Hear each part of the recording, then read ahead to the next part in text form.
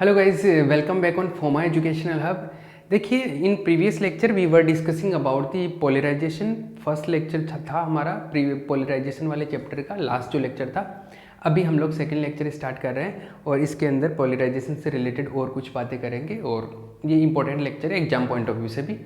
तो देखो, हम लोग कुछ चीज़ों के बारे में डिस्कशन स्टार्ट करते हैं। तो सबसे पहले तो हम लोग पोलराइजेशन के ऊपर ही बात करेंगे। व्हाट इज पोलराइजेशन, ध्रुवण क्या है। ठीक है, एग्जाम में क्वेश्चन जो आता है उसमें 3-4 पॉइंट दिए जाते हैं और उनको एक्सप्लेनेशन के लिए पूछा जाता है। ठीक है, तो जैसे एग्जाम में कैसा आता है क्वेश्चन, यहाँ से एग्जाम में क्वेश्चन ऐसे आता है, निम्न को समझाइए, एक्सप्लेन दी फॉलोइंग्स, और 3-4 नाम दे दिए जाते हैं। जैसे एक तो हो गया ध्रुवण, हम लोग इन 3-4 टॉपिक को समझेंगे अभी, जिसको बोलते हैं पोलराइजेशन। पोलराइजेशन इसको कैपिटल P वेक्टर से लिखा जाता है जनरली। एक दूसरा है, जैसे मान लो कि विद्युत प्रवृत्ति। क्या है? विद्युत प्रवृत्ति, इलेक्ट्रिक ससेप्टिबिलिटी। इलेक्ट्रिक ससेप्टिबिलिटी इसको जनरली हम लोग लिखते हैं काई से, काई या चाई, जो भी बोलना चाहो आप इसको। एक जो दूसरा पॉइंट है, 2 पॉइंट हो गए। एक है जिसको बोलते हैं इलेक्ट्रिक डिस्प्लेसमेंट। क्या बोलते हैं? विद्युत विस्थापन। विद्युत विस्थापन, इलेक्ट्रिक डिस्प्लेसमेंट, विस्थापन, इलेक्ट्रिक डिस्प्लेसमेंट, इलेक्ट्रिक डिस्प्लेसमेंट, इसको लिखते हैं हम लोग डी वेक्टर से। और एक जो है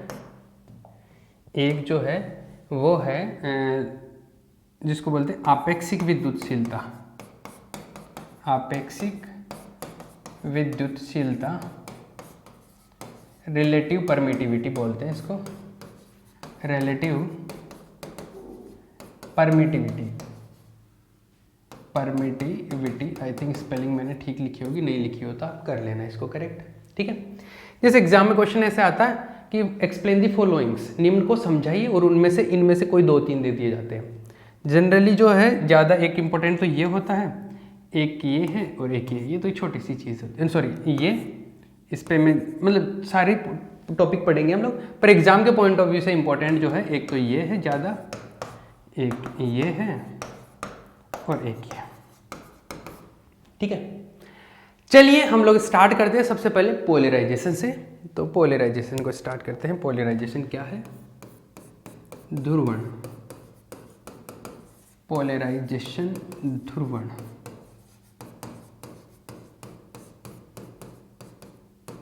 देखो,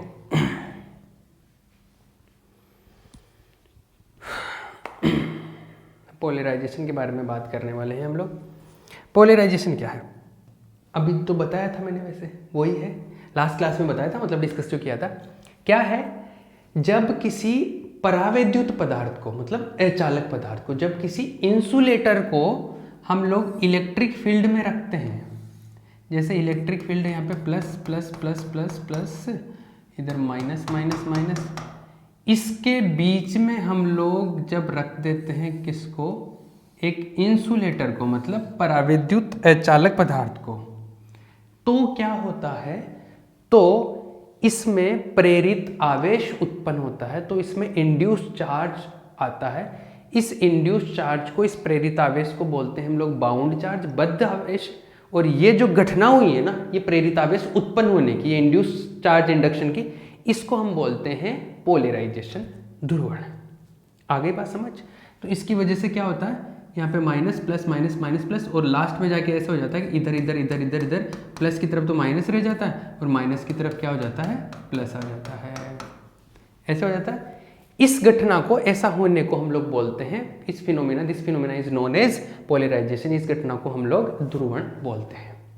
ये तो हो गया समझने के पॉइंट ऑफ व्यू से एक डेफिनेशन। ठीक है, नोट्स में मिल जाएगी। अब बात करते हैं इसका, बनाते हैं फॉर्मूला। तो फॉर्मूले के हिसाब से भी डेफिनेशन बनाएगी। तो फॉर्मूले के हिसाब से क्या डेफिनेशन बनाएगी, देखो सुनो। हम लोग इसको लिख रहे हैं पी वेक्टर से। किससे लिख रहे हैं? पी वेक्टर से। अब आप मेरे को एक चीज़ समझना है, इस चीज़ को यहाँ पे हमको एक चीज़ यहाँ पे पता चलती है क्या, कि देखो इधर नेगेटिव चार्ज है, इधर पॉजिटिव, ठीक है, क्या बना, एक तरफ नेगेटिव चार्ज बना, एक तरफ पॉजिटिव चार्ज बना। अब मुझे बताइए ये नेगेटिव और पॉजिटिव मिलके एक तरीके से डाइपोल ही तो बना रहे हैं, क्या बना रहे हैं, द्विध्रुव बना रहे हैं ना। अब जब ये डाइपोल बना रहे हैं, एक द्विध्रुव बना रहे हैं, तो द्विध्रुव आघूर्ण भी उत्पन्न होगा कि नहीं। अरे डाइपोल बन गया तो एक तरीके से द्विध्रुव आघूर्ण आएगा, डाइपोल मोमेंट आएगा। तो टोटल डाइपोल जो मोमेंट आएगा, जो भी आप कैलकुलेट करते हो, तो जो डाइपोल मोमेंट आता है प्रेरित आवेश के कारण डाइपोल मोमेंट आएगा, तो प्रेरित द्विध्रुव आघूर्ण बोल सकते हो उसको, इंड्यूस्ड डाइपोल मोमेंट। तो जो इंड्यूस्ड डाइपोल मोमेंट है, इंड्यूस्ड डाइपोल मोमेंट, इसको हिंदी में बोलते हैं प्रेरित द्विध्रुव आघूर्ण, प्रेरित द्विध्रुव आघूर्ण, ये उत्पन्न होगा अपॉन जो वॉल्यूम आएगा, मतलब कितने वॉल्यूम में ये उत्पन्न हुआ है, जो भी है आयतन आ जाएगा यहाँ पे, वॉल्यूम, आयतन। ये जो चीज है इसको हम बोलते हैं पी वेक्टर पोलराइजेशन मैथमेटिकली, ठीक है। इस घटना को बोल रहे हैं, एक तो पोलराइजेशन, मैथमेटिकली फॉर्मूला बनाया है, तो इस चीज को हम लोग बोल रहे हैं पोलराइजेशन ध्रुवण, ठीक है। इसका डेफिनेशन देखो, इसको डेफिनेशन ऐसे बना सकते हैं, क्या ये क्या हो गया, प्रति एकांक आयतन पर unit volume induced dipole moment प्रेरित द्विध्रुव आघूर्ण का मान पोलराइजेशन कहलाता है, ध्रुवण कहलाता है। प्रति एकांक आयतन प्रेरित द्विध्रुव आघूर्ण का मान को क्या बोलते हैं, ध्रुवण। पर unit volume induced dipole moment is known as polarization. ये हो गया इसका डेफिनेशन, ठीक है। अब बनाते हैं इसका फॉर्मूला, ठीक है, मतलब मैथमेटिकली इसमें कुछ चीजें करते हैं हम लोग। तो देखो इसका एक फॉर्मूला बनाने के लिए हम लोग क्या करते हैं, एक यहाँ से एक छोटा सा स्ट्रेप काट लेते हैं। जैसे मान लो, अब यहाँ से सुनिएगा, बात सुनिएगा। जैसे क्या है, ये दो प्लेट लगाई है हमने कैपेसिटर की, दो प्लेट लगाई है, इन पे आवेश है। ये जो कैपेसिटर की प्लेट पे आवेश है उसको तो बोलते हैं हम लोग फ्री चार्ज, क्या बोलते हैं, फ्री चार्ज, मुक्त आवेश। तो यहाँ पे जो चार्ज है ये क्यू एफ मतलब फ्री, इतना ही चार्ज इस प्लेट पे रहता, दोनों पे बराबर बराबर ही रहता, बस इस पे प्लस रहता और इस पे माइनस रहता, मैग्नीट्यूड इक्वल रहता और डायरेक्शन ऑपोजिट, मतलब अलग अलग ऑपोजिट होते हैं, ठीक है।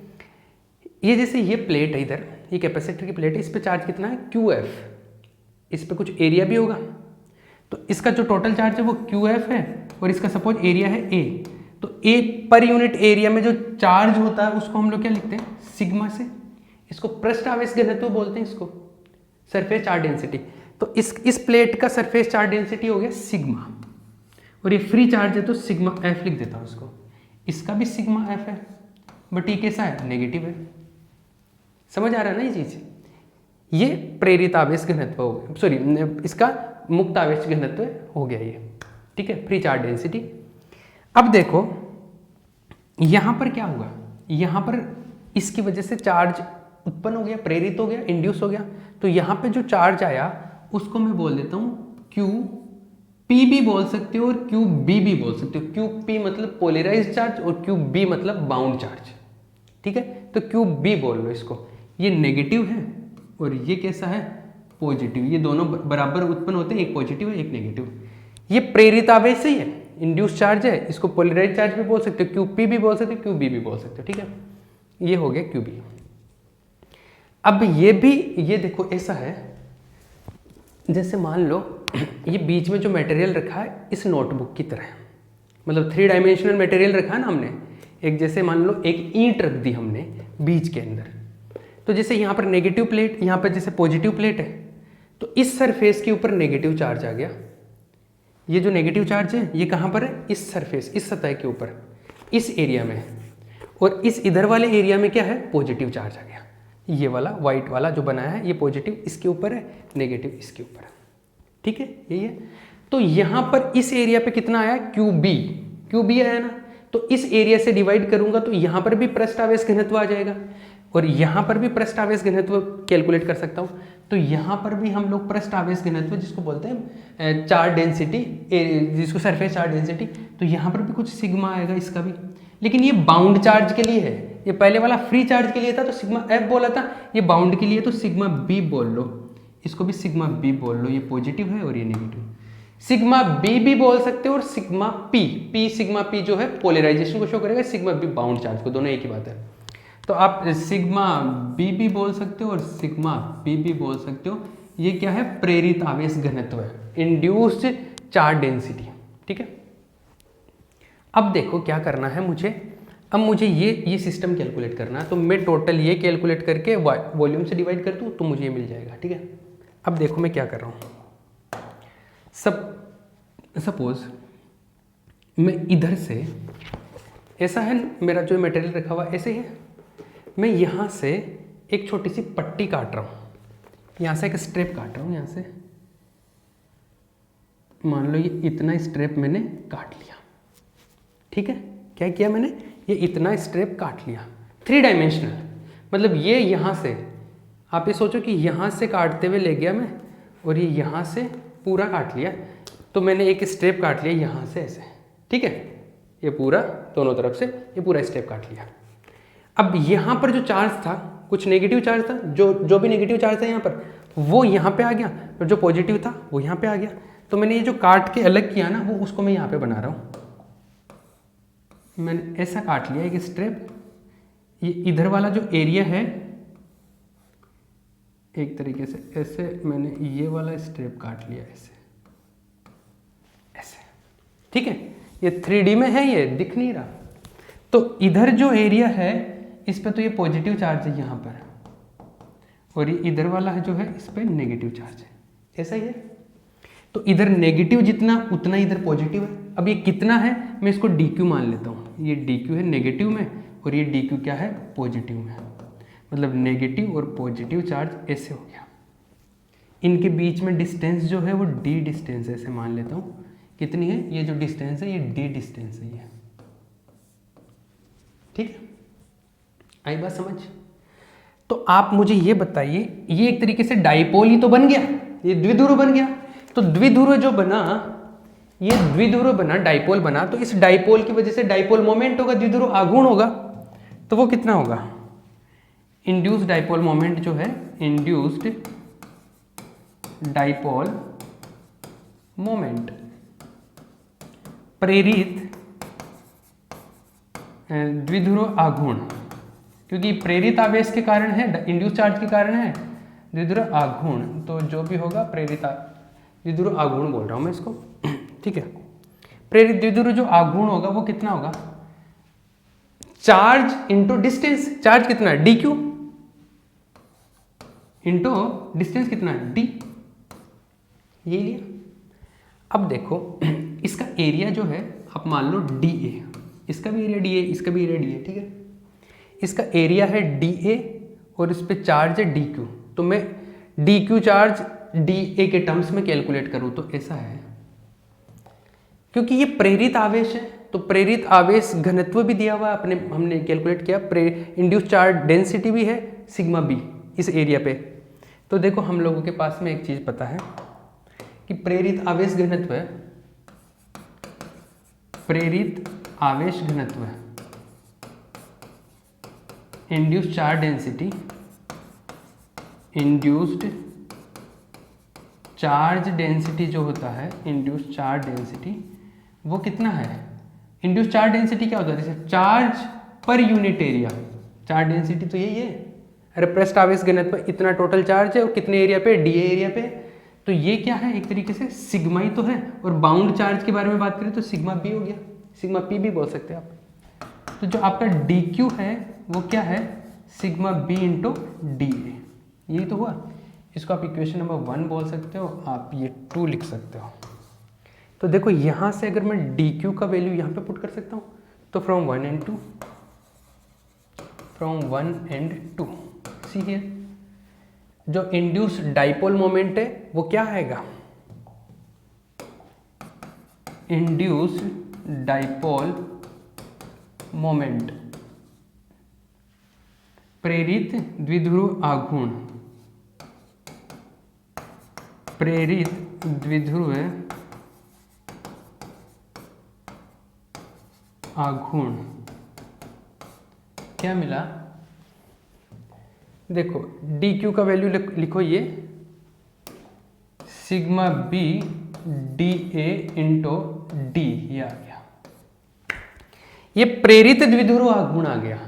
कहां पर, ये जो छोटा सा स्ट्रेप बनाया है ना, इसके ऊपर जो द्विध्रुव आघूर्ण है, इसकी वजह से जो इंड्यूस डाइपोल मोमेंट है वो ये आ गया। और इसका जो वॉल्यूम है, इसका जो आयतन है वो क्या होगा, इसका जो वॉल्यूम है वो क्या होगा, इसकी लेंथ इंटू इस सरफेस का area D A into D, ये होगा वॉल्यूम। तो वॉल्यूम क्या होगा इसका, आयतन क्या होगा इसका, इसका आयतन है डी ए इंटू डी। ये अब देखो मेरे पास में ये दोनों चीजें हैं, ये भी है ये भी है, दोनों को डिवाइड कर दो तो P मिल जाएगा, डिवाइड कर दो। देखो ये है 3, ये कर दो 4, तो 3 डिवाइडेड बाई 4, तो आपके पास में क्या मिलेगा, you will get sigma B into D A into D upon D A into D, ये मिल गया P vector, this is P vector. So this is P vector, this will cancel out, तो P vector जो मिला आपको मिला sigma B. इसको sigma B भी बोल सकते हो आप, इसको सिग्मा पी भी बोल सकते हो। तो आपका जो पोलराइजेशन है, जो ध्रुवण है, वो किसके बराबर आ गया, इस बाउंड चार्ज डेंसिटी के बराबर आ गया। मतलब प्रेरित प्रेरित आवेश घनत्व के बराबर होता है आपका ध्रुवण का मान। ये यहां से अपने को एक चीज मिल गई, ये कंक्लूजन मिला अपने को। क्लियर है, ये आपका पोलराइजेशन कंप्लीट हो गया है। अब हम लोग नेक्स्ट बात करने वाले हैं डिस्प्लेसमेंट के बारे में। किसके बारे में, डिस्प्लेसमेंट के बारे में। डिस्प्लेसमेंट से पहले शायद एक टॉपिक और था, क्या था, विद्युत प्रवृत्ति, इलेक्ट्रिक ससेप्टिबिलिटी। तो पहले हम लोग इलेक्ट्रिक ससेप्टिबिलिटी के ऊपर बात कर लेते हैं। तो let's talk about electric susceptibility. Electric susceptibility, ये छोटी सी बात है, इलेक्ट्रिक ससेप्टिबिलिटी।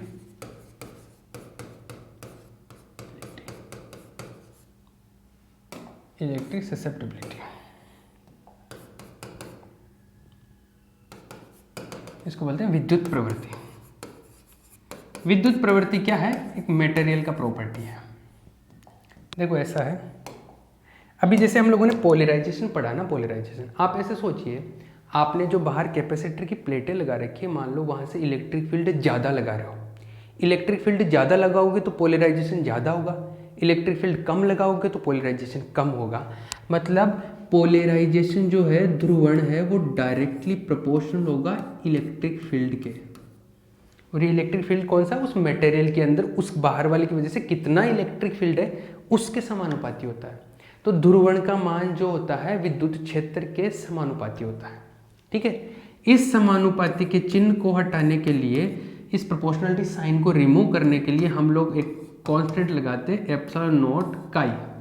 इन दोनों का मिक्स एक कांस्टेंट, दो कांस्टेंट्स का मल्टीप्लिकेशन, यहाँ पर इसको अल्फा को, यहाँ पे इसको समानुपाती को चिन्ह को हटा के ये कांस्टेंट लगाते हैं हम लोग। दो कांस्टेंट है ये, इनको इस तरीके से लिखा जाता है, ये एक्सपेरिमेंटली भी होता है। यहाँ पर इसको तो आप जानते हो, एप्सिलॉन नॉट को तो ये पढ़ा है आपने, निर्वात की विद्युतशीलता, वैक्यूम का इलेक्ट्रिक परमिटिविटी। ठीक है, ये जो काई है, इस काई को हम बोलते हैं ये इलेक्ट्रिक ससेप्टिबिलिटी, विद्युत प्रवृत्ति, ये होता है। ठीक है, ये था काई, खत्म बात। अब देखो, इसको आगे हम लोग यूज करने वाले हैं, आगे नेक्स्ट टॉपिक के अंदर, इसके अंदर। अब नेक्स्ट पे आ रहा हूं मैं, किस पे, विद्युत विस्थापन पे, इलेक्ट्रिक डिस्प्लेसमेंट पे। तो let's talk about electric displacement. तो इलेक्ट्रिक डिस्प्लेसमेंट के बारे में बात करते हैं। इलेक्ट्रिक डिस्प्लेसमेंट, इलेक्ट्रिक डिस्प्लेसमेंट, विद्युत विस्थापन, विद्युत विस्थापन। देखिए इसको किससे लिखते हैं हम लोग, कैपिटल डी वेक्टर से। ऐसा है, कैसा है, हमारे पास में ये कैपेसिटर की वही प्लेट है, इनके बीच में हम लोगों ने रखा है एक मटेरियल, हम लोगों ने एक मटेरियल पुट कर दिया ऐसे, ठीक है, मटेरियल रख दिया, तो क्या होगा, यहाँ पे प्रेरित आवेश होगा, मतलब बाउंड चार्ज जनरेट हो जाएगा, यहाँ पे बद आवेश आ जाएगा, ठीक है। ये फ्री चार्ज जो था वो QF था, तो फ्री चार्ज डेंसिटी जो है वो सिग्मा F हो गया, ठीक है, और जो बद आवेश घनत्व है वो सिग्मा B या सिग्मा P जो भी बोलना चाहो वो आ गया। ये बाउंड चार्ज डेंसिटी है, ये फ्री चार्ज डेंसिटी है, ठीक है। चलिए आगे चलते हैं। अब ये जो बीच में कोई पॉइंट है, सपोज ये P बिंदु है, P पॉइंट है, इसके ऊपर मुझे इलेक्ट्रिक फील्ड कैलकुलेट करना है। क्या करना है? Electric field. अब देखो ये जो फ्री चार्ज है, ये प्लस वाला, मतलब जैसे मान लो कि ये अंदर चार्ज डेवलप नहीं होता, तो ये प्लस और माइनस, इसकी वजह से इलेक्ट्रिक फील्ड प्लस से माइनस की तरफ, इस तरफ, इधर, ये फ्री चार्ज की वजह से, फ्री चार्ज की वजह से इलेक्ट्रिक फील्ड जो आ रहा है, मान लो उसको बोल दिया मैंने E नॉट। और देखो सॉरी मैंने उल्टा बना दिया कि ये बाउंड चार्ज उल्टा बना दिया, ये इधर नेगेटिव बनेगा, प्लस की तरफ नेगेटिव बनेगा ना, ध्यान नहीं दिया मैंने, और इधर पॉजिटिव, ठीक है। तो ये फ्री चार्ज की वजह से इलेक्ट्रिक फील्ड इधर, बाउंड चार्ज की वजह से इलेक्ट्रिक फील्ड प्लस से माइनस इस तरफ होगा ना, ये बाउंड चार्ज की वजह से इस तरफ आएगा, इसको मैं EP बोल देता हूं, या B बोल लो, पोलराइजेशन, पोलराइज चार्ज की वजह से या बाउंड चार्ज की वजह से EP। तो ये बाह्य मतलब फ्री चार्ज की वजह से तो ऐसा होगा, मुक्त आवेश की वजह से, मुक्त आवेश के कारण, इसको लिख लो E नॉट, और E नॉट जो होगा ये due to free charge, bound charge की वजह से जो आएगा वो क्या आएगा, उसको E नॉट लिख लिया। और देखो कैपेसिटर की वजह से जब भी इलेक्ट्रिक फील्ड की बात करते हैं ना, कोई भी, जैसे ये है, इसका सिग्मा, ये सिग्मा है, इसकी वजह से यहाँ पे बीच में इलेक्ट्रिक फील्ड की बात करोगे तो वो होता है सिग्मा अपॉन एप्सिलॉन नॉट, ये होता है इलेक्ट्रिक फील्ड। तो इस बाहर वाले की फ्री चार्ज की वजह से जो आएगा वो आएगा आपका सिग्मा अपॉन एप्सिलॉन नॉट, और सिग्मा फ्री चार्ज है तो सिग्मा F बोल लो इसको, ठीक है। इसी तरीके से जो बाउंड चार्ज है उसकी वजह से जो आएगा उसको मैं बोल देता हूँ EP, due to bound charge क्या आएगा, EP बोल देता हूँ, उसकी वजह से जो आएगा सिग्मा अपॉन एप्सिलॉन नॉट, लेकिन वहाँ पे सिग्मा क्या आएगा, सिग्मा B ले लो या सिग्मा P ले लो, अरे बाउंड चार्ज है ना ये, तो सिग्मा B आ जाएगा। इसको आप इक्वेशन नंबर 1 बोल सकते हो, इसको 2 बोल लो। तो जो रिजल्टेंट इलेक्ट्रिक फील्ड होगा इस डायरेक्शन में, पॉजिटिव डायरेक्शन में, वो क्या होगा, देखो इधर कुछ है इधर कुछ है, तो रिजल्टेंट क्या होगा, E नॉट माइनस EP, इस डायरेक्शन में रिजल्टेंट। तो रिजल्टेंट जो है उसको मैंने लिख दिया E, वो क्या होगा, E naught minus EP, E naught जो है वो आ जाएगा sigma F upon epsilon naught, या आ जाएगा sigma B upon epsilon naught, it is known as E, right. आगे चलिए, एप्सिलॉन नॉट का LCM आ जाएगा, तो sigma F minus sigma B upon epsilon naught E, देखो ये हो जाएगा epsilon naught E equal to sigma F minus sigma B। एक चीज़ और, हमने लिखा था कि P जो आता है वो सिग्मा B या सिग्मा P जो भी लिखना चाहो इसके बराबर होता है, तो ये P के बराबर हो गया, it will be equal to P। तो epsilon naught E equal to sigma F minus P, तो देखो सिग्मा F जो आया वो किसके बराबर आ गया, epsilon naught E plus P के बराबर आ गया। ये जो क्वांटिटी है ना, इसी को हम लोग D लिखते हैं, D वेक्टर, इसको बोलते हैं इलेक्ट्रिक डिस्प्लेसमेंट, विद्युत विस्थापन, ठीक है। ये है इलेक्ट्रिक डिस्प्लेसमेंट। इसको और तरीके से भी लिख सकता हूं मैं, मतलब सिग्मा F को D बोल दिया मैंने, तो ये D क्या आ गया, epsilon naught E plus P। P का वैल्यू अभी थोड़ी देर पहले इलेक्ट्रिक ससेप्टिबिलिटी में हम लोगों ने बोला था कि P जो है एप्सिलॉन नॉट का E के बराबर होता है, तो आप चाहो तो ऐसे भी लिख सकते हो, D equal to epsilon naught E, उसका वैल्यू वहाँ से लिखो तो ये ऐसा आ गया, दोनों में एप्सिलॉन नॉट E कॉमन आ गया, तो 1 प्लस काई ऐसा लिख सकते हो आप D को। यहाँ पे वेक्टर लगाओ तो यहाँ पे भी वेक्टर लगा दो आप। ये है विद्युत विस्थापन, इलेक्ट्रिक डिस्प्लेसमेंट, ठीक है। टाइम देख लूँ मैं एक बार, 5 मिनट। नेक्स्ट टॉपिक भी हो सकता है क्या? हो तो सकता है। Is it clear to everyone? यहाँ तक ठीक है? ये मिल गया अपने को इलेक्ट्रिक डिस्प्लेसमेंट। चलो नेक्स्ट टॉपिक भी हो जाएगा, इसी के अंदर कर लेता हूँ मैं। Relative permittivity. रिलेटिव परमिटिविटी, देखो रिलेटिव परमिटिविटी के बारे में बात करते हैं। आपेक्षिक विद्युतशीलता, ये पहले पढ़ा हुआ है वैसे तो, ये छोटी सी डेफिनेशन है। आपेक्षिक विद्युतशीलता, रिलेटिव